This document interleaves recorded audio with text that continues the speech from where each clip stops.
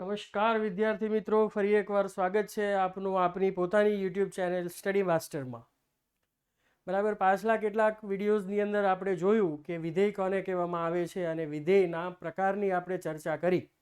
તો આજે આપણને આપેલ વિધેય છે તે કયા પ્રકારનું વિધેય છે તે નક્કી કરવાના છીએ. બરાબર, પણ એ પહેલાં મારે એક વાત કરવી છે કે પ્લેટો છે એ એક મહાન તત્વચિંતક હતા.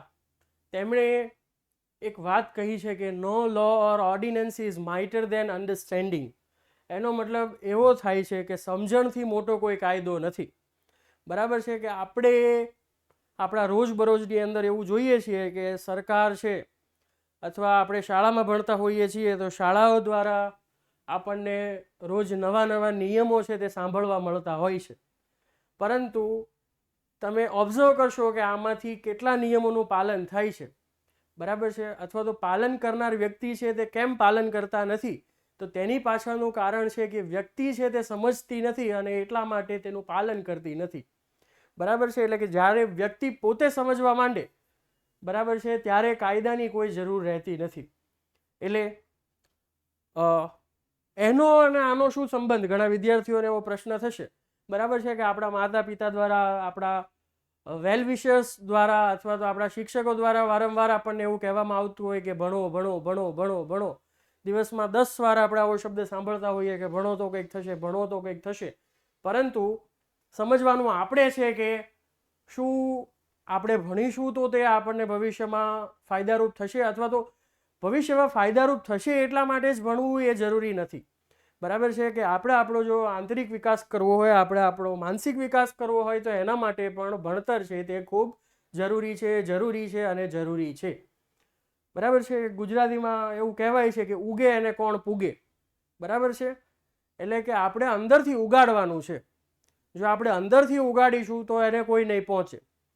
બરાબર, તો આવી જ કેટલીક સારી બાબતો સાથે આપણે શરૂઆત કરીએ સ્વાધ્યાય 1.2ના કેટલાક પ્રશ્નોની.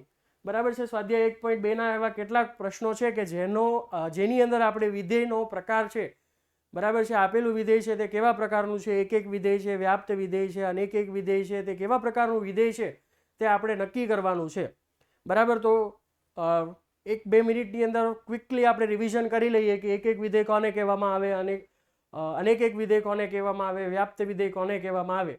તો એફ એ થી બી પરનું કોઈ એક વિધેય હોય અને જો ગણ એના પ્રત્યેક સભ્યની આપણને ગણ બીના પ્રત્યેક સભ્ય સાથે કોઈક એક સંબંધ મળે. બરાબર છે, અને એ સંબંધ છે એ વિધેય દ્વારા આપણને જે સંબંધ મળે છે તે કેવો હોય તો કે અલગ અલગ હોય. ધારો કે ગણ એની અંદર આપણને 3 સભ્યો આપેલા હોય, ગણ બીની અંદર 3 સભ્યો આપેલા હોય, તો ગણ એના 3 સભ્યોનો ગણ બીના અલગ અલગ 3 સભ્યો સાથે સંબંધ હોવો જોઈએ. બરાબર છે, ભિન્ન ભિન્ન, કે ગણ એના ભિન્ન ભિન્ન સભ્યોનો ગણ બીના ભિન્ન ભિન્ન સભ્યો સાથે સંબંધ હોય તો તે વિધેયને એક એક વિધેય કહેવામાં આવે છે. જ્યારે ગણ એના એકથી વધારે સભ્યોનો ગણ બીના કોઈ એક જ સભ્ય સાથે સંબંધ હોય ત્યારે તે વિધેયને મેની વન ફંક્શન કહેવામાં આવે છે, એટલે કે અનેક એક વિધેય કહેવામાં આવે છે. ઘણા બધા વ્યક્તિઓ છે તે એક જગ્યાએ એકઠા થાય છે. બરાબર છે, અને વ્યાપ્ત વિધેય કોને કહેવામાં આવે, તો વ્યાપ્ત વિધેયમાં આપણે બી પર કોન્સન્ટ્રેટ કરવાનું છે કે જો એફ એ થી બી પર વ્યાખ્યાયિત વિધેય હોય તો જો ગણ બીના પ્રત્યેક સભ્ય માટે આપણને ગણ એની અંદર કોઈ એક રિવર્સ રિલેશન મળતું હોય, અંતર્ગત સંબંધ મળતો હોય તો વિધેય એફ ને વ્યાપ્ત વિધેય કહેવામાં આવે છે. બરાબર, પાછલા લેક્ચરની અંદર આપણે જોયું હતું કે કેટલાક ઉદાહરણો દ્વારા સમજવાનો પ્રયત્ન કર્યો હતો કે આપેલ વિધેય છે તે એક એક વિધેય છે અથવા વ્યાપ્ત વિધેય છે તે કેવી રીતે આપણે ચેક કરી શકીએ. તો આજે આપણે સ્વાધ્યાય 1.2ના કેટલાક પ્રશ્નો જોઈશું. તો પ્રશ્ન નંબર 3, સાબિત કરો કે એફ એ આર થી આર પરનું કોઈ વિધેય છે અને કેવી રીતે વ્યાખ્યાયિત થયું છે, તો કે F of x is equals to box of x, box function. બરાબર છે, વ્યાખ્યાયિત મહત્તમ પૂર્ણાંક વિધેય, ગ્રેટેસ્ટ ઇન્ટીજર ફંક્શન, જે એક એક પણ નથી અને વ્યાપ્ત પણ નથી તેવું આપણે સાબિત કરવાનું છે. અને બોક્સ ઓફ એક્સ, બરાબર છે, કે આ રેક્ટેન્ગ્યુલર બ્રેકેટની અંદર એક્સ, એનો મતલબ આપણે શું કરવાનો છે કે એક્સથી નાના અથવા એક્સને સમાન તમામ પૂર્ણાંકોમાં મહત્તમ પૂર્ણાંક દર્શાવે છે. બીજા શબ્દોમાં x થી અધિક નહીં તેવા પૂર્ણાંકોમાં સૌથી મોટો પૂર્ણાંક x છે. બરાબર. તો પહેલા તો આપણે આ વિધેય છે એને સમજીએ અને પછી વિધેયનો પ્રકાર આપણે સમજીએ કે મહત્તમ પૂર્ણાંક વિધેયનો મતલબ શું થાય. બરાબર છે. તો એક સંખ્યા રેખા દ્વારા આપણે એને સમજવાનો પ્રયત્ન કરીએ.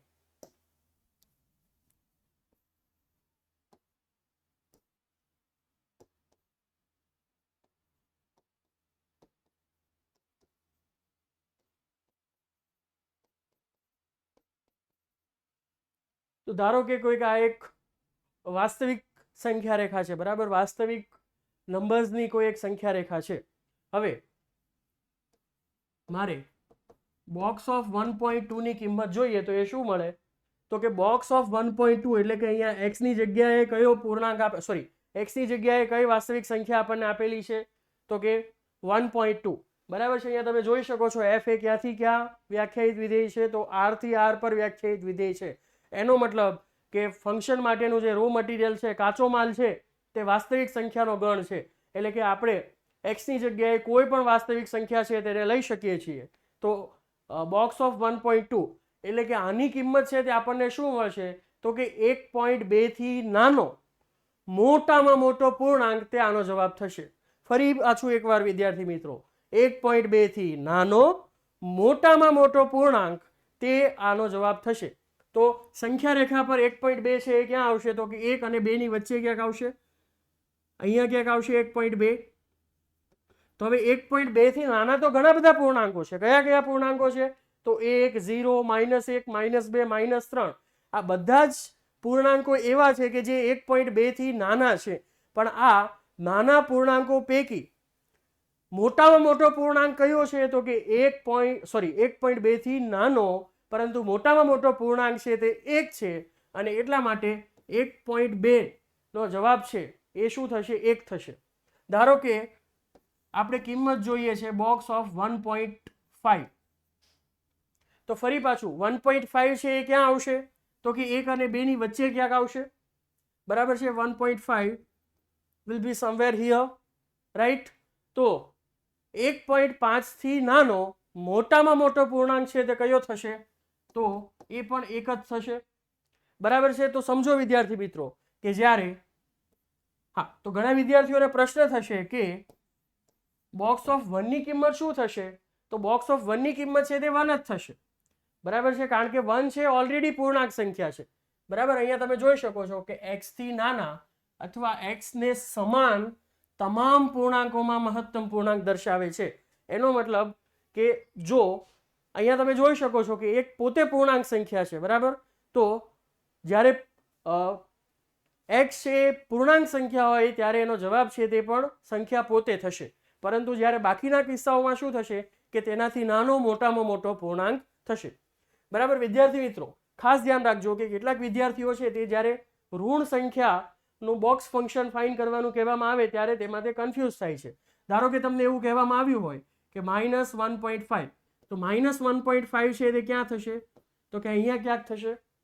બરાબર છે. વિદ્યાર્થી મિત્રો શું ભૂલ કરે છે કે -1.5 ની પણ જ્યારે ગ્રેટેસ્ટ ઇન્ટીજર ફંક્શનની કિંમત મેળવવાની કહેવામાં આવે કે મહત્તમ પૂર્ણાંક વિધેયની કિંમત શું થશે ક્યાં તો કે -1.5 આગળ તો ત્યાં વિદ્યાર્થીઓ -1 જવાબ લખી નાખે છે. પરંતુ તે ખોટું છે. કેમ? કારણ કે -1.5 થી નાના પૂર્ણાંકોમાં મોટામાં મોટો પૂર્ણાંક આપણે પસંદ કરવાનો છે. તો -1.5 થી નાના પૂર્ણાંકો છે તે હંમેશા સંખ્યા રેખા પર તેની ડાબી બાજુએ આવશે. તો -1.5 ની ડાબી બાજુએ રહેલા પૂર્ણાંકો પૈકી મોટામાં મોટો પૂર્ણાંક છે તે કયો થશે તો કે -2 થશે. અને એટલા માટે box of -1.5 is equals to -2 થશે. તો વિદ્યાર્થી મિત્રો આ ધ્યાન રાખજો ખાસ. તો હવે મારા ખ્યાલથી તમને સમજાઈ ગયું છે કે મહત્તમ પૂર્ણાંક વિધેય છે એનો મતલબ શું થાય છે. તો હવે આપણે ચેક કરવાનું છે કે એ વિધેય છે અહીંયા આપણે સાબિત કરવાનું છે કે આ વિધેય છે તે એક પણ નથી અને વ્યાપ્ત પણ નથી. બરાબર છે. તો એક વિધેય કોને કહેવામાં આવે કે જ્યારે ગણ અહીંયા વિધેય f નો પ્રદેશ છે તે r છે. બરાબર છે. એટલે કે અહીંયા જો આકૃતિ દોરું છું કે આ r છે તે પ્રદેશ છે અને આ r છે તે સહપ્રદેશ છે. બરાબર છે. અહીંયા જુદા જુદી સંખ્યાઓ આવી હશે 0, 0.1, 1.5, 3 સંખ્યા હશે -1.5, -2, -3.5. તો એને અનુરૂપ આમાં પણ વાસ્તવિક સંખ્યાઓનો ગણ છે. તો 0 નો જવાબ છે તે શું થશે? 0 થશે. બરાબર. -1.5 નો જવાબ થશે -2. -1.5 થી નાની મોટામાં મોટી પૂર્ણાંક સંખ્યા તો -2. -2 નો જવાબ થશે -2. બરાબર છે. તો તમે અહીંયા જોઈ શકો છો કે -1.5 નો જવાબ પણ -2 થાય છે અને -2 નો જવાબ પણ કેટલો થાય છે? -2 થાય છે. અથવા તો 0.1 નો જવાબ કેટલો થશે? તો એ પણ 0 થશે. 0.1 થી નાની પૂર્ણાંક સંખ્યાઓ પૈકી મોટામાં મોટી પૂર્ણાંક સંખ્યા તો એ થશે 0. બરાબર છે. એટલે કે 0 નો જવાબ પણ આપણને 0 મળશે અને 0.1 નો જવાબ પણ આપણને 0 મળશે. એટલે કે ગણ આર ની અંદર આપણને એટલે કે પ્રદેશમાં આપણને એવા બે સભ્યો મળે છે કે જેની ઇમેજ છે, જેનું પ્રતિબિંબ છે તે સેમ છે, સમાન છે, અને એટલા માટે આ વિધેય છે તે મેની ટુ વન ફંક્શન થશે. બરાબર છે. આ વિધેય છે તે એક વિધેય નથી. બરાબર. તો આને આપણે લખી કેવી રીતે શકીએ? તો આપણે અગાઉ વાત કરી છે તેવી રીતે આપણને એક કાઉન્ટર એક્ઝામ્પલ મળી ગયું કે અહીં f(1.5) કરો તમે. બરાબર છે. એનો મતલબ કે બોક્સ ઓફ 1.5 તો તેની કિંમત પણ 1 થાય છે અને f(1.7) કરીએ એટલે કે બોક્સ ઓફ 1.7 કરીએ તો તેની કિંમત પણ 1 થાય છે. બરાબર છે. એટલે કે માટે f(1.5) is equals to f(1.7) પરંતુ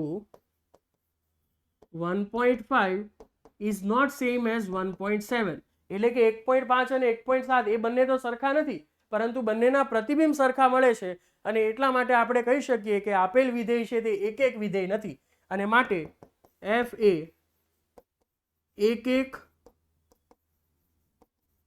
વિધેય નથી.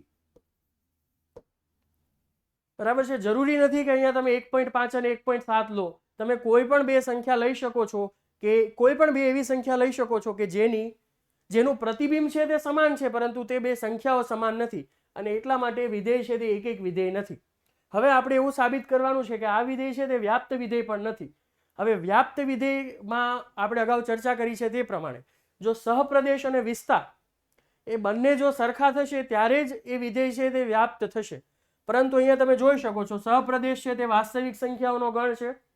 બરાબર છે. વાસ્તવિક સંખ્યાની અંદર તો બધી સંખ્યા આવે, 0.1 પણ આવે અને 0.2 પણ આવે, પરંતુ તમે અહીંયા જોઈ શકો છો કે વિધેય જે રીતે વ્યાખ્યાયિત થયું છે તે પ્રમાણે આનો વિસ્તાર છે તે માત્ર પૂર્ણાંક સંખ્યાઓનો ગણ હશે. બરાબર છે. આપણને જવાબ તરીકે હંમેશા માત્ર પૂર્ણાંક સંખ્યાઓ જ મળવાની છે.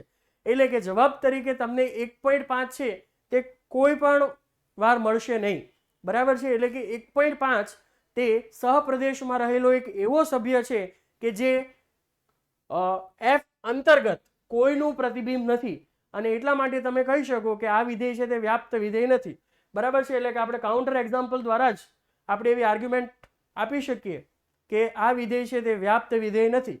એટલે કે તમે એવું લઈ શકો કે 1.5 બિલોંગ્સ ટુ આર. આ કયો આર? તો કે સહપ્રદેશ વાળો આર. બરાબર. તમારે આવું લખવાની જરૂર નથી સહપ્રદેશ. માત્ર હું એટલા માટે લખી રહ્યો છું કે જેથી કરીને તમને સમજણ પડે કે સહપ્રદેશમાંથી આપણને કોઈ એવો સભ્ય મળે છે કે જે f અંતર્ગત કોઈનું પણ પ્રતિબિંબ નથી. માટે કોઈ પણ x બિલોંગ્સ ટુ આર પ્રદેશ ન મળે, સોરી ન મેળે થઈ ગયો, મળેની જગ્યાએ મેળે,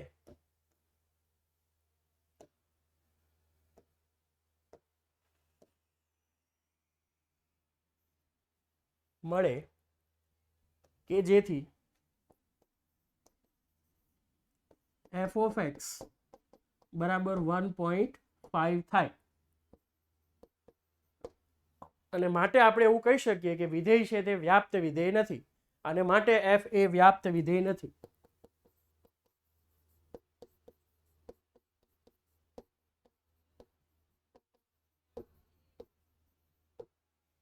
બરાબર છે.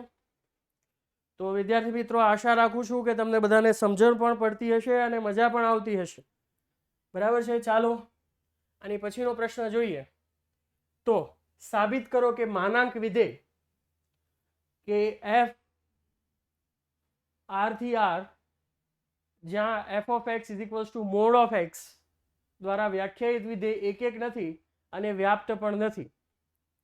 બરાબર છે. હવે માનાંક વિધેય છે એને વિસ્તારથી આપણે ધોરણ 11 ની અંદર સમજીને આવ્યા છીએ, પણ ફરી એકવાર પહેલા આપણે વિધેયને સમજી લઈએ અને ત્યારબાદ આપણે સમજવાનો પ્રયત્ન કરીએ કે તે વિધેય છે એ કેમ એક એક નથી અને કેમ વ્યાપ્ત નથી. બરાબર છે. તો માનાંક વિધેયનો આપણે પહેલા તો ગ્રાફ છે તે પ્લોટ કરીએ. હા, અને માનાંક વિધેય છે વિદ્યાર્થીઓને જ્યારે પૂછવામાં આવે ને કે માઇનસ મોડ ઓફ -1.5 એટલે દળનારાનો આન્સર આપી દે 1.5, તો મોડ ઓફ 1 તો કે 1, 1.5 તો કે 1. બરાબર છે. પરંતુ એની પાછળનું એ લોકોને કારણ ખબર હોતી નથી કેમ મોડ ઓફ -1.5 એ 1.5 થાય છે. બસ મગજમાં ખાલી એ લોકોને એક જ વસ્તુ ફિક્સ કરી દીધી હોય છે કે ગમે તે સંખ્યા આપી હોય આપણે ખાલી ધન સંખ્યા કન્સિડર કરવાની. બરાબર છે. તો હા, કામ એનું એ જ છે, પરંતુ એ કેવી રીતે કામ કરે છે, બરાબર, એની પ્રોસેસ શું છે તે આપણે જો એકવાર સમજી લઈશું તો આપણને માનાંક વિધેય છે તે વ્યવસ્થિત રીતે સમજમાં આવી જશે. બરાબર છે. કે માનાંકમાં આપણે 0, 1, 2, 3, 4, 5, -1, -2, -3, -4. જો હવે અહીંયા ત્રીજું અને ચોથું ચરણ છે તેનું કોઈ જ કામ નથી. કેમ કામ નથી? કારણ કે આપણને જવાબ છે તે હંમેશા ધન મળવાનો છે. બરાબર. વાય છે એ આપણો ધન જ થશે અને એટલા માટે આપણો જવાબ છે તે માત્ર પ્રથમ બે ચરણની અંદર જ આવશે. બરાબર. નીચેના બે ચરણનું કોઈ જ કામ નથી કે 1, 2, 3, 4, 5, 6, 7. તો મોડ ઓફ 1 છે તેનો જવાબ 1 મળશે, મોડ ઓફ -1 નો જવાબ પણ 1 મળશે, મોડ ઓફ -2 નો જવાબ 2 મળશે, મોડ ઓફ 2 નો પણ જવાબ છે તે 2 મળશે. બરાબર છે. એટલે કે જ્યારે આપણે એનો ગ્રાફ છે તે પ્લોટ કરીશું તો આપણને તે આવો વી શેપમાં દેખાશે. બરાબર છે. પરંતુ હવે આપણે સમજીએ કે કેમ આવું થાય છે, વિધેય છે તે કેવી રીતે વ્યાખ્યાયિત થયું છે. તો કે F of x is equals to x ક્યારે? જ્યારે x is greater than or equals to 0 અને F of x is equals to -x ક્યારે? જ્યારે એક્સ છે તે લેસ દેન 0 હોય ત્યારે. બરાબર છે. હવે આને ખૂબ જ વ્યવસ્થિત રીતે સમજવાનો પ્રયત્ન કરીએ. દરેક વિદ્યાર્થી મિત્રો તમારું ધ્યાન છે તે અહીંયા હોવું જોઈએ કે -x ક્યારે? જ્યારે x ની કિંમત છે તે 0 કરતાં નાની હોય. 0 કરતાં નાની હોય એનો મતલબ કે x છે તે ઋણ છે. એટલે કે જ્યારે ઋણ હોય એને આપણે ધન કરવું હોય તો આપણે શું કરવું પડે? તો કે એને ઋણ સંખ્યા વડે ગુણવું પડે. ઋણ ગુણ્યા ઋણ તો ધન થાય. બરાબર છે. આ બહુ બેઝિક વસ્તુ છે જે આપણે શીખતા આવ્યા છીએ. તો કે minus into minus is plus. Okay. તો જો x છે એ આપણો -1 છે, ધારો કે x છે એ -1 છે, x ઇઝ લેસ દેન 0 તો -1 છે, એટલે કે આ બેમાંથી આપણે કયું પસંદ કરવાનું થાય? તો કે -x પસંદ કરવાનું થાય. એટલે કે માઇનસ ઓફ -1 કરીએ એટલે આપણને જવાબ છે તે 1 મળે છે. બરાબર છે. ધારો કે મારે મોડ ઓફ -2 ની કિંમત જોઈએ છે તો x બરાબર શું છે? તો કે -2 છે. x બરાબર -2 તો -2 છે એ 0 કરતાં મોટું છે કે નાનું છે?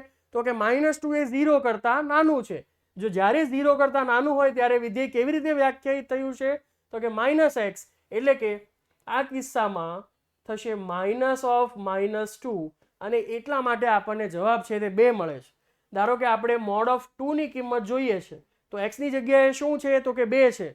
2 ઇઝ ગ્રેટર દેન 0 અને જ્યારે વિધેય છે 0 અને 0 કરતાં મોટું હોય, સોરી, x છે 0 અને 0 કરતાં મોટું હોય ત્યારે વિધેય કેવી રીતે વ્યાખ્યાયિત થયું છે? તો કે જે સંખ્યા છે તેને 2 થી તેવી ને તેવી રીતે લખી દેવાની છે. એટલે કે 2 મોડ ઓફ 2 ની કિંમત છે તે આપણને 2 મળશે. તો વિધેય, માનાંક વિધેય છે તે કંઈક આવી રીતે વ્યાખ્યાયિત થયું છે કે આપણને ઋણ વાસ્તવિક સંખ્યા હોય તો તેની કિંમત પણ આપણને ધન મળશે અને જો ધન વાસ્તવિક સંખ્યા હોય તો તેની કિંમત પણ આપણને ધન મળશે. બરાબર છે. તો હવે આપણે એવું સાબિત કરવાનું છે કે આ વિધેય છે તે એક એક પણ નથી અને વ્યાપ્ત પણ નથી. બરાબર છે. તો એક એક નથી તે તમને અહીંથી જ ખબર પડી જશે કે f ઓફ -1 છે તેનો જવાબ પણ આપણને 1 મળે અને 1 નો જવાબ પણ આપણને શું મળે છે? 1 મળે છે. બરાબર છે. એટલે કે આ વિધેય છે તે કેવા પ્રકારનું થઈ જશે? અનેક એક વિધેય થઈ જશે ને, કારણ કે -1 નું પ્રતિબિંબ પણ 1 મળે છે, 1 નું પ્રતિબિંબ પણ 1 મળે છે, તેવી જ રીતે -2 નું પ્રતિબિંબ 2 મળે છે, 2 નું પ્રતિબિંબ પણ 2 મળે છે. બરાબર છે. એટલે કે પ્રદેશની અંદર એવા ઘણા બધા સભ્યો તમને મળશે કે જેનું પ્રતિબિંબ છે તે સમાન છે, અને એટલા માટે આ વિધેય છે તે એક એક વિધેય નહીં થાય. બરાબર છે. કેમ? તો કે f of -1 એટલે કે mod of -1 તેની કિંમત પણ 1 મળે છે, f of 1 તો કે mod of 1 તેની કિંમત પણ 1 મળે છે, એટલે કે f of -1 is same as f of 1. f of -1 અને f of 1 બંનેની કિંમત સમાન છે, પરંતુ 1 is not same as -1, પરંતુ 1 અને -1 સમાન નથી, પરંતુ 1 is not equals to -1. બરાબર. એટલે કે જે એક એક વિધેય ચેક કરવા માટેની જે શરત હતી, કઈ શરત હતી? તો કે for all x1 x2 belongs to a, જો f એ થી b પર વ્યાખ્યાયિત કોઈ વિધેય હોય તો x1 x2 belongs to a માટે જો f of x1 is equals to f of x2 implies x1 is equals to x2 થાય તો જ વિધેય એક એક વિધેય થાય. પરંતુ અહીંયા તમે જોઈ શકો છો કે f of -1 અને f of 1 એ બંનેની કિંમત સરખી છે, પરંતુ 1 અને -1 છે તે બંને સેમ નથી, અને એટલા માટે આ વિધેય છે તે એક એક વિધેય નથી, અને માટે f એ એક એક વિધેય નથી. આશા રાખું છું વિદ્યાર્થી મિત્રો સમજણ પણ પડે છે અને મજા પણ આવે છે. બરાબર. એટલે આપણે અહીંયા મજા પણ લેતી જવાની છે અને સાથે સાથે ભણતા પણ જવાનું છે. બરાબર. માત્ર મજા લેવા માટે અહીંયા ભેગા નથી થયા. બરાબર. આપણો ઉદ્દેશ્ય છે એ સારી રીતે શિક્ષણ મેળવવાનો છે. બરાબર. મજા તો આપણને બીજી ઘણી બધી જગ્યાએ મળતી હોય, પરંતુ આપણે ગમ્મત સાથે શિક્ષણ મેળવવાનું છે. એટલે કે આપણને ઘણો બધો કંટાળો પણ ના આવવો જોઈએ, અને આપણને બધી જ વસ્તુ છે તે સમજમાં પણ આવી જોઈએ, તેવી રીતે આપણે ભણવાનું છે. હવે આપણે સાબિત કરવાનું છે કે આ વિધેય છે તે વ્યાપ્ત પણ નથી. હવે વ્યાપ્ત નથી તો અહીંયા મેં ચર્ચા કરી તે પ્રમાણે અહીંયા તમારો જવાબ છે તે કોઈ દિવસ તમને ત્રીજા અને ચોથા ચરણમાં મળવાનો નથી. એટલે કે ઋણ વાસ્તવિક સંખ્યા છે તે તમને જવાબ તરીકે કદી પણ મળવાની નથી. હવે માનાંકમાં હું એવી કઈ સંખ્યા મૂકું કે જેથી કરીને જવાબ મને -1 મળે, તો તમને એવી એક પણ સંખ્યા મળવા પાત્ર જ નથી કે જેનો જવાબ છે તે -1 આવે. કેમ? કારણ કે માનાંક વિધેય છે તે હંમેશા આપણને ધન કિંમત આપે છે, એટલે જવાબ તરીકે આપણને ઋણ વાસ્તવિક સંખ્યા મળવા પાત્ર નથી. બરાબર છે.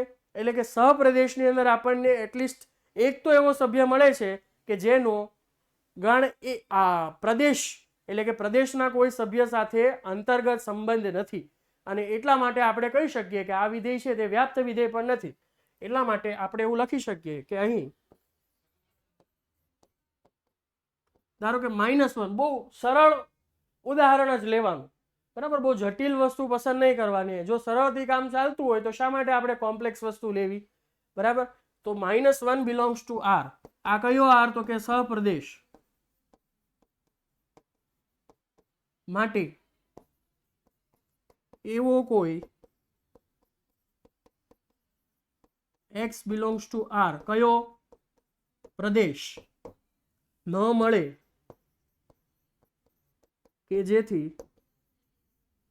f of x is equals to -1 થાય. એટલે કે આપણને જવાબ તરીકે -1 કદી પણ મળવા પાત્ર નથી, અને એટલા માટે આપણે કહી શકીએ કે આ વિધેય છે તે વ્યાપ્ત વિધેય નથી, અને માટે f એ વ્યાપ્ત વિધેય નથી. તો ખૂબ જ સરસ મજાના પ્રશ્નો છે વિદ્યાર્થી મિત્રો. બરાબર. આ બધા જ પ્રકારના વિધેયો છે તેના આપણે ધોરણ 11 ની અંદર ભણીને આવ્યા છીએ, અને અહીંયા આપણે ચકાસી રહ્યા છીએ કે તે એક એક વિધેય છે કે નહીં, અથવા એક એક અને વ્યાપ્ત વિધેય છે કે નહીં. બરાબર. આગળનો પ્રશ્ન જોઈએ જે છે સિગ્નમ ફંક્શન. બરાબર છે. તો તે કેવી રીતે વ્યાખ્યાયિત થયું છે? ચિહ્ન વિધેય કે f of x is equals to 1. 1 આપણને જવાબ તરીકે ક્યારે મળે છે? તો કે કોઈ પણ 0 કરતા મોટી વાસ્તવિક સંખ્યા માટે આપણને જવાબ છે તે 1 મળે છે. જ્યારે વાસ્તવિક સંખ્યા તરીકે આપણે 0 પસંદ કરીએ છીએ ત્યારે આપણને જવાબ છે તે 0 મળે છે, અને 0 કરતાં નાની વાસ્તવિક સંખ્યા માટે આપણને જવાબ છે તે -1 મળે છે. તો આ વિધેય છે તે એક પણ નથી અને વ્યાપ્ત પણ નથી તેવું આપણે સાબિત કરવાનું છે. તો સાબિત કર્યા પહેલા આપણે વિધેયને વ્યવસ્થિત રીતે સમજી લઈએ. બરાબર છે. તો ધારો કે મારે કિંમત જોઈએ છે f(2) ની, તો f(2) એનો મતલબ કે x ની જગ્યાએ શું આવ્યું 2, તો x છે એની 3 શક્યતા છે. કાં તો x છે એ 0 કરતાં મોટો છે, કાં તો એ 0 ને બરાબર છે, અને કાં તો એ 0 કરતાં નાનો છે. અહીંયા આ કિસ્સામાં x બરાબર 2 એ 0 કરતાં મોટો છે, અને જો x એ 0 કરતાં મોટો હોય ત્યારે આપણે વિધેય છે તે જવાબ તરીકે, આપણું જે મશીન છે તે જવાબ તરીકે આપણને જવાબ આપશે 1. એટલે કે f(2) ની કિંમત છે એ આપણને કેટલી મળશે, તો કે 1 મળશે. હવે ધારો કે આ મશીનની અંદર છે આપણે 3 ને નાખીએ. બરાબર છે. તો પહેલાં તો તમારે જોવાનું કે 3 છે એ આપણી રો મટીરિયલ છે કે નહીં, બરાબર, એ કાચી વસ્તુ છે કે નહીં, તો કે હા, કારણ કે 3 છે એક પ્રકારની વાસ્તવિક સંખ્યા જ છે ને. આ મશીન માટેનો રો મટીરિયલ છે તે શું છે, તો કે વાસ્તવિક સંખ્યાઓનો ગણ છે. એટલે કે તમે કોઈ પણ વાસ્તવિક સંખ્યા છે તે આ મશીનની અંદર નાખી શકો છો. હવે મેં આ મશીનમાં વાસ્તવિક સંખ્યા 3 છે એને નાખી. બરાબર છે. હવે મશીન અંદર પ્રોસેસ શું કરશે, તો પહેલાં એ ચેક કરશે કે મશીનમાં નાખેલી વસ્તુ છે એ 0 જેટલી છે, 0 કરતાં મોટી છે કે 0 કરતાં નાની છે, તો કે 3 છે એ 0 કરતાં મોટો છે. બરાબર છે. એટલે મશીન આઉટપુટ તરીકે આપણને શું આપી દેશે, 1 આપી દેશે. બરાબર છે. એટલે કે f(3) = 1. માટે જો તમે મશીનમાં 0 નાખશો તો જવાબ તમને મળશે 0. જો આપણે મશીનમાં નાખીશું f(-1) તો આપણને જવાબ મળશે -1. જો આપણે મશીનમાં નાખીશું f(-100) તો પણ આપણને જવાબ મળશે -1. તો આ છે મિત્રો સિગ્નમ ફંક્શન, ચિહ્ન વિધેય. બરાબર. આપણે જો એકવાર પહેલા વિધેયને વ્યવસ્થિત રીતે સમજી લઈએ તો પછી આપણે તેના પ્રકાર વિશે ચર્ચા કરી શકીએ. હવે જો આપણને વિધેયમાં જ ખબર પડતી નથી તો પછી આપણે તેના પ્રકારની ચર્ચા કરવી વ્યર્થ છે. તો મારા ખ્યાલથી હવે તમને બધાને ખબર પડી ગઈ હશે કે આ વિધેય છે તે શું કહેવા માંગે છે. બરાબર છે. હવે આપણે એ ચેક કરવાનું છે, સાબિત કરવાનું છે કે આ વિધેય છે તે વ્યાપ્ત પણ નથી અને એક પણ નથી. તો અહીંયા તમે જોઈ શકો છો કે f(2) અને f(3) એ બંનેનું પ્રતિબિંબ છે તે કેવું છે, સરખું છે. પ્રતિબિંબ સરખું છે પણ કાચો માલ છે તે સરખો નથી. બરાબર છે. કે અહીંયા તમે f(2) નો જવાબ પણ 1 મળે, f(3) નો જવાબ પણ 1 મળે, પરંતુ 2 અને 3 એ બંને સમાન નથી. અને એટલા માટે તમે કહી શકો કે આ વિધેય છે તે એક વિધેય નથી. કે અહીં f(1) = 1, f(2) પણ 1 થાય. બરાબર છે. માટે તમે એવું કહી શકો કે f(1) = f(2), પરંતુ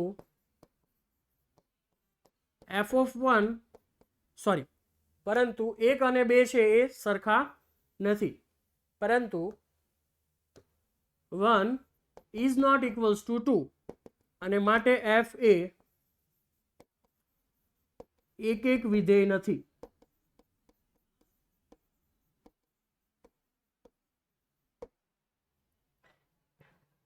સમજ પડે છે મિત્રો? બરાબર. અહીંયા જરૂરી નથી કે તમે અહીંયા 1 અને 2 જ લો. બરાબર. કોઈને મન થાય મારે 5 લેવું છે, 5.5 લેવું છે, 6.5 લેવું છે, લઈ શકો. કારણ કે f(5.5) બરાબર છે, મશીનમાં 5.5 નાખો એટલે પહેલાં તો મશીન પ્રોસેસ કરશે કે ભાઈ 5.5 તો કે 0 કરતાં મોટું, 0 કરતાં મોટું, એટલે મારે જવાબ આપવાનો છે 1. એટલે જવાબમાં મળી ગયો 1. ધારો કે મશીનમાં તમે નાખો 6.5. બરાબર છે. તો મશીન વિચારશે કે ભાઈ 6.5 0 કરતાં મોટું, જવાબ આપવાનો છે 1. એટલે કે 6.5 અને 5.5 બંને આગળ જવાબ સરખો મળે છે, પણ 6.5 અને 5.5 એ બંને સરખા નથી.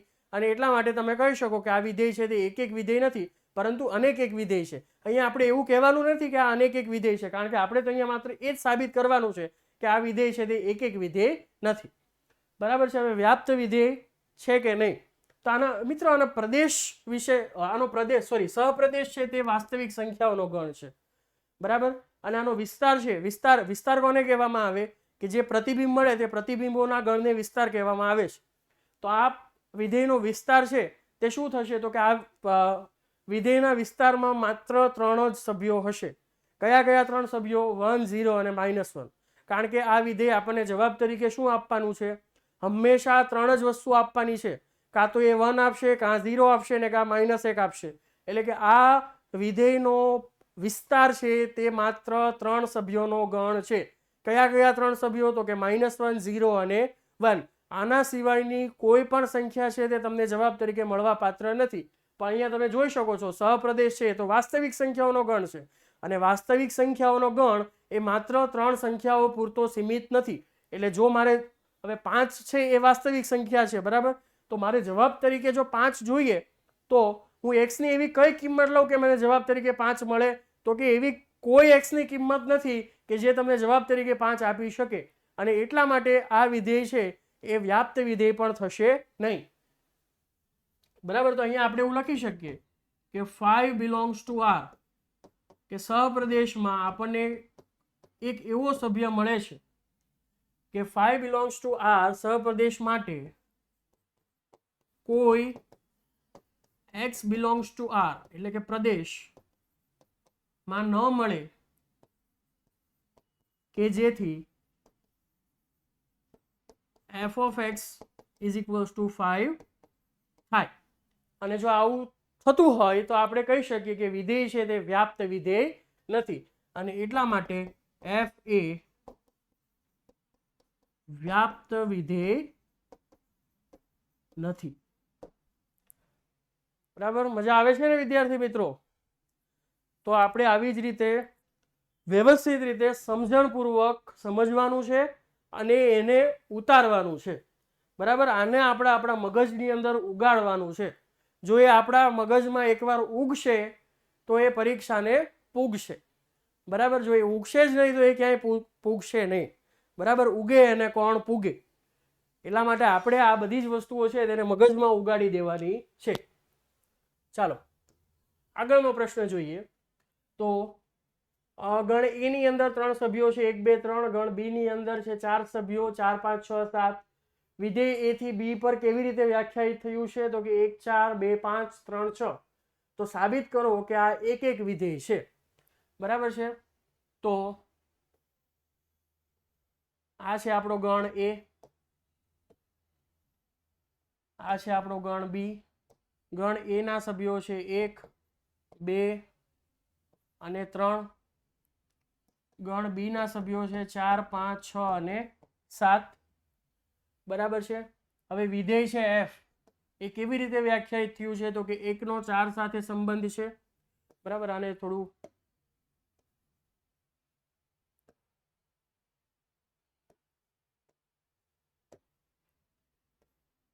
સોરી,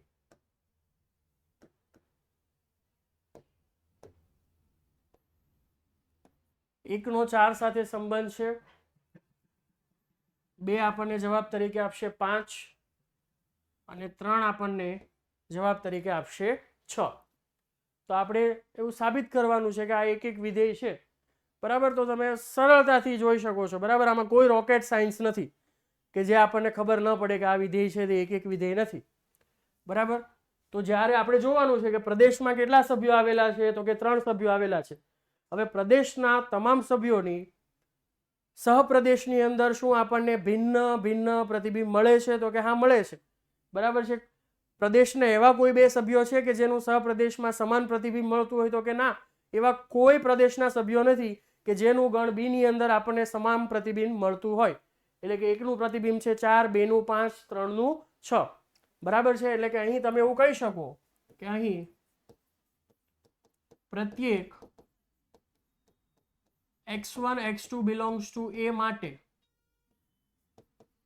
જો f of x1 is equals to f of x2 લઈએ તો x1 બરાબર x2 થાય છે. અને માટે આપણે કહી શકીએ કે f એ એક વિધેય છે. જો મિત્રો અહીંયા આપણે માત્ર એવું જ સાબિત કરવાનું છે કે આ વિધેય છે તે એક વિધેય છે. બરાબર, ક્યુરિયોસિટી માટે શું આ વિધેય છે તે વ્યાપ્ત વિધેય થાય? તો કે ના, આ વિધેય વ્યાપ્ત વિધેય થતું નથી. કારણ કે ગણ બી ની અંદર તમે જોઈ શકો છો કે આપણને એક એવો સભ્ય મળે કે જેનું ગણ એ ના કોઈ પણ સભ્ય સાથે અંતર્ગત સંબંધ નથી, રિવર્સ રિલેશન નથી, બરાબર છે કે ગણ એનો કોઈ પણ સભ્ય છે તે આપણને જવાબ તરીકે 7 આપી શકે તેમ નથી, અને એટલા માટે આ વિધેય છે તે વ્યાપ્ત વિધેય નહીં થાય, બરાબર. એની અત્યારે આપણને કોઈ જરૂરિયાત નથી, પરંતુ એક સમજણ માટે કે આ વિધેય છે તે વ્યાપ્ત વિધેય થશે નહીં, બરાબર. ખૂબ જ સરળ પ્રશ્ન. ચાલો પછીનો પ્રશ્ન જોઈએ કે નીચે આપેલ પ્રત્યેક પ્રશ્નમાં આપેલ વિધેય એક છે કે નહીં, વ્યાપ્ત છે કે નહીં, અથવા એક આને વ્યાપ્ત છે કે નહીં તે નક્કી કરો અને તમારા જવાબનું સમર્થન કરો. તો આપણને કુલ 2 વિધેયો આપેલા છે, જેમાંનું પ્રથમ વિધેય છે જે વાસ્તવિક સંખ્યાના ગણ r થી વાસ્તવિક સંખ્યાના ગણ r પર વ્યાખ્યાયિત થયું છે. કેવી રીતે વ્યાખ્યાયિત થયું છે? તો કે f of x is equals to 3 - 4x, બરાબર છે. તો પ્રશ્ન નંબર 1,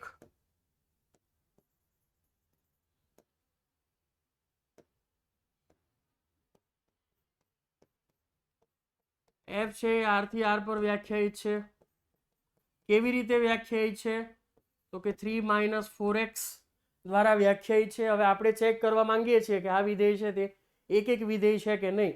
તો એના માટે આપણે શું કરવાનું કે ગણમાંથી, એના જે પ્રદેશમાંથી કોઈ પણ 2 સભ્યો લઈ લેવાના, કોઈ પણ 2 સભ્યો લેવાના, એટલે 2 ચલ લઈ લેવાના, બરાબર છે. ધારો કે હું એવું કહી દઉં કે x1 x2 છે એ ગણ r ની અંદર આવેલા છે, પ્રદેશમાં આવેલા છે. ધારો કે x1 x2 belongs to r. કયો r? પ્રદેશ, બરાબર છે. અને આપણે એવું લઈ લઈએ કે f of x1 is equals to f of x2. આવું આપણે માની લીધું છે કે 2 પ્રતિબિંબ છે તે સરખા મળે છે, બરાબર છે. જો 2 પ્રતિબિંબ સરખા મળતા હોય તો તે 2 સંખ્યાઓ કે જેની પર આપણે વિધેયને એપ્લાય કર્યું છે, શું તે 2 સંખ્યાઓ પણ એકની એક છે કે નહીં તે આપણે ચકાસી લઈએ તો આપણું કામ પતી જાય. તો f of x1 is equals to f of x2 આપણે લઈ લીધું, માટે f of x1 શું થશે? તો કે જ્યાં x દેખાય છે ત્યાં આપણે x1 લઈ લઈએ, એટલે કે આપણને f of x1 મળી જાય. તો કે 3 - 4x1, અને તેવી જ રીતે f of x2 બરાબર શું થશે? 3 - 4x2. ઓકે. હવે 3 3 છે તે બંને બાજુથી જશે, એટલે વધશે -4x1 - 4x2, બરાબર છે. એને બંનેને 4 વડે ભાગી નાખો, -4 વડે ભાગી નાખો, એટલે કે આપણને છેવટે મળી જશે x1 બરાબર x2. એનો મતલબ શું થયો કે જો કોઈ પણ 2 પ્રતિબિંબ સરખા છે, બરાબર છે, તો તે સંખ્યા પણ કેવી છે? સરખી છે, કે જેના પર આપણે એ વિધેયને એપ્લાય કર્યું છે, અને માટે આપણે કહી શકીએ કે f એ એક વિધેય છે. માટે f એ એક વિધેય છે. હવે આપણે ચેક કરવું છે કે આ વિધેય વ્યાપ્ત વિધેય છે કે નહીં. તો વ્યાપ્ત વિધેય ચેક કરવા માટે આપણે શું કરવાનું? તો પહેલા તો આપણે એક સભ્ય લઈ લઈએ. ધારો કે y belongs to r. કેમ r? કારણ કે r છે એ સહપ્રદેશ છે, માટે y belongs to r, સહપ્રદેશ. ઓકે. હવે આપણે લઈએ f of x બરાબર y. આપણે જવાબ તરીકે શું જોઈએ છીએ? y જોઈએ છીએ. તો આપણે કેવો x લઈશું કે જેથી કરીને આપણને જવાબ તરીકે y મળે?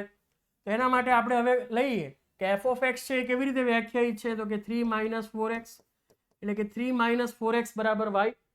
હવે આમાંથી આપણે x ની કિંમત શોધીશું. જો x ની કિંમત છે એ પ્રદેશમાં આવી જતી હોય તો આપણે કહી શકીએ કે x ની જગ્યાએ આપણે જો એ કિંમત લઈશું તો આપણને જવાબ તરીકે y મળશે. એટલે કે અહીંયા શું થશે? આપણે x ની કિંમત જોઈએ છે તો -4x ને જમણી બાજુ લઈ જાઓ, y ને ડાબી બાજુ લઈ આવો, એટલે કે 4x બરાબર થઈ જશે 3 - y, અને એટલા માટે x બરાબર 3 - y upon 4. તો હવે તમારે જોવાનું છે કે આપણને x ની કિંમત શું મળી? તો કે 3 - y upon 4. શું આ કિંમત છે તે પ્રદેશમાં આવે છે? તો કે હા આવે છે. કેમ? કારણ કે અહીંયા તમે y છે વાસ્તવિક સંખ્યા છે, બરાબર. હવે 3 માઇનસ વાસ્તવિક સંખ્યા એટલે વાસ્તવિક સંખ્યા જ મળવાની, એને 4 વડે ભાગો તો એ પણ વાસ્તવિક સંખ્યા જ મળવાની, એટલે કે અલ્ટિમેટલી આ x છે એ વાસ્તવિક સંખ્યા જ છે, બરાબર. એટલે કે જો આપણને જવાબ તરીકે આપણને y જોઈએ છે તો આપણે શું કરવું પડે, તો કે x ની જગ્યાએ આપણે લેવું પડે 3 માઇનસ y અપોન 4. એટલે કે હવે આપણે એવું લખી શકીએ કે f of 3 minus y upon 4, એટલે જ્યાં x છે ત્યાં 3 માઇનસ y અપોન 4 લઈ લો, તો કે આ પ્રદેશ છે મિત્રો, આ પ્રદેશ. હવે 3 માઇનસ y અપોન 4 એટલે કે શું થશે, 3 minus 4 into 3 minus y upon 4, 4 cancel, 3 minus, C આ માઇનસ નિશાની છે તે કૌંસની બહાર આવેલી છે, એટલે જ્યારે આપણે આ માઇનસ નિશાની છે એને બ્રેકેટમાં અંદર ટ્રાન્સફર કરીશું ત્યારે બ્રેકેટમાં રહેલ પદોની નિશાની છે તે ચેન્જ થશે, બરાબર. એટલે કે 3 minus 3 plus y, 3 minus 3 plus y, અને અલ્ટિમેટલી આપણને મળશે y. એટલે કે જો આપણે x બરાબર 3 માઇનસ વાય અપોન 4 લઈએ તો આપણને જવાબ તરીકે y મળે છે. એનો મતલબ કે દરેક y બિલોંગ્સ ટુ r માટે એવો x બરાબર 3 માઇનસ વાય અપોન 4 પ્રદેશમાં મળે કે જેથી f ઓફ x બરાબર y થાય, અને એટલા માટે આપણે કહી શકીએ કે આ વિધેય છે તે વ્યાપ્ત વિધેય છે. અને માટે દરેક y બિલોંગ્સ ટુ r સહપ્રદેશ માટે એવો x is equals to 3 minus y upon 4 belongs to r મળે કે જેથી f ઓફ x બરાબર y થાય, અને માટે આપણે કહી શકીએ કે f એ વ્યાપ્ત વિધેય છે.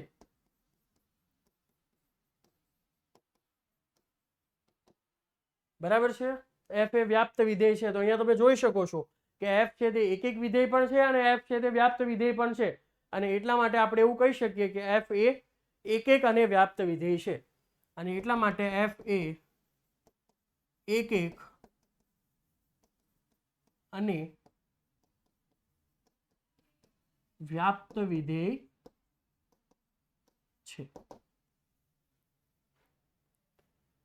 સમજમાં આવે છે મિત્રો? બરાબર. ઘણા બધા વિદ્યાર્થીઓને તો ઊંઘ આવવા માંડી હશે કે આ બધું કેમનું ચાલે છે, બરાબર. પણ જરાય ઊંઘવાનું નથી, જાગતે રહો, બરાબર. ખૂબ જ સરળ રીતે આપણે આને સમજી રહ્યા છીએ, બરાબર. પેલો ગરમા ગરમ શીરો કેમ ગળાની નીચે ઉતરી જાય તેવી રીતે તમને હું પ્રયત્ન કરી રહ્યો છું કે આ શીરો છે તે સટ દઈને તમારા ગળાની નીચે ઉતરી જાય. બીજું છે કે બીજું વિધેય છે એનો પણ પ્રદેશ અને સહપ્રદેશ છે તે r છે, અને 1 પ્લસ એક્સ સ્ક્વેર દ્વારા વ્યાખ્યાયિત છે. તો હવે આપણે ચેક કરવાનું છે કે આ વિધેય છે તે એક અને વ્યાપ્ત છે કે નહીં. તો ચાલો ચેક કરીએ. તો f છે એ r થી r પર વ્યાખ્યાયિત છે. કેવી રીતે વ્યાખ્યાયિત છે? તો કે f of x is equals to 1 plus x square છે, બરાબર. ઓકે.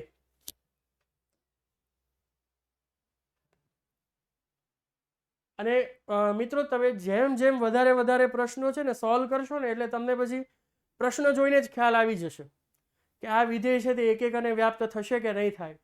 તો જ્યારે આવું તમને સ્ક્વેર વાળું દેખાય ને ત્યારે થોડું વિચાર કરવાનો. કેમ વિચાર કરવાનો? કારણ કે કોઈ ઋણ સંખ્યા હોય, બરાબર છે, તો એનો વર્ગ પણ કેવો થાય? ધન સંખ્યા જ થાય. અને ધન સંખ્યાનો વર્ગ પણ કેવો થાય? ધન સંખ્યા જ થાય. તો હું -1 નો વર્ગ કરું તોય 1 મળે, અને 1 નો વર્ગ કરું તોય 1 મળે. એનો મતલબ કે જો વિધેય છે એ એક્સ સ્ક્વેર પ્રકારનું હોય તો એક વિધેય થઈ શકે નહીં, કારણ કે પ્રદેશમાં રહેલ બે અલગ અલગ સભ્યોનું પ્રતિબિંબ છે તે આપણને સરખું મળે છે, બરાબર. f ઓફ -1 કરું તો પણ એ આપણને 1 મળે, f ઓફ 1 કરું તો પણ એ આપણને 1 મળે. તો આપણે અહીંયા આવી રીતે ચેક કરવાનું, બરાબર છે, કે હું અહીંયા f ઓફ 1 લઉં તો શું મળે? તો f ઓફ 1 લેતા શું મળે? તો કે 1 પ્લસ 1 સ્ક્વેર એટલે કે 2 મળે. f ઓફ -1 કરું તો પણ એ શું મળશે? કે 1 plus -1 square, -1 square is 1 and 1 plus 1 is 2. એટલે કે આપણને બંનેના પ્રતિબિંબ છે તે સરખા મળે છે, પણ 1 અને -1 એ બંને તો સમાન નથી. એટલા માટે આ આપણું કાઉન્ટર એક્ઝામ્પલ થઈ ગયું કે માટે આપણે એવું કહી શકીએ કે f(1) બરાબર f(-1) થાય છે, પરંતુ 1 ઇઝ નોટ ઇક્વલ્સ ટુ -1, અને એટલા માટે f એ એક વિધેય નથી.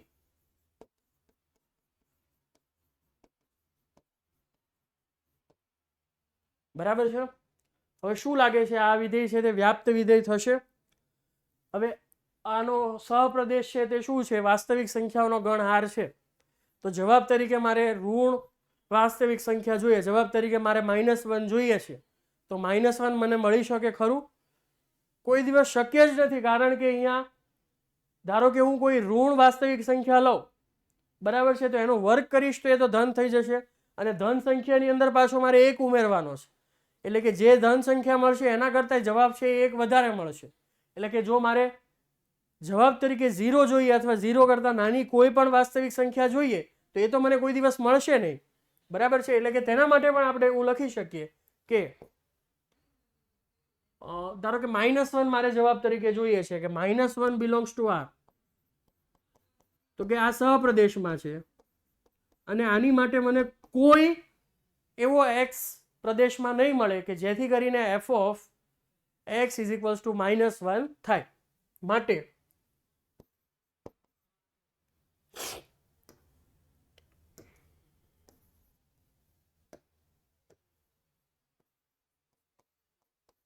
કોઈ x બિલોંગ્સ ટુ R પ્રદેશમાં નહીં મળે